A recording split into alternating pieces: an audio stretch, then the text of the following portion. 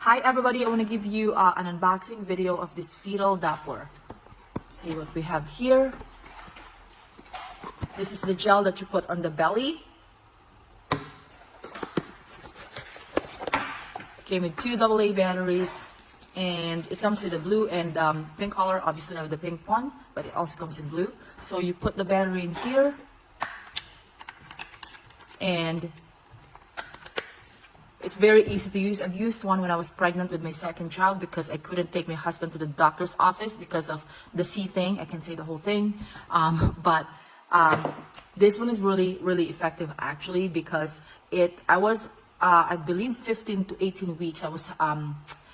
I couldn't really find the heartbeat myself, but once I got to the 21 weeks, it was easy to find because obviously the baby is bigger. So what you would basically do is put a little bit of this gel on your belly, and then you just go around your stomach until you find that heartbeat that you wanted to hear. Very easy to use, and this is also what doctors' offices use, because when I go to my doctor's appointment, to my OB/GYN appointments, this is also what they use. So it's a great thing to have around the house so you can listen to your baby's heartbeat at any moment you want.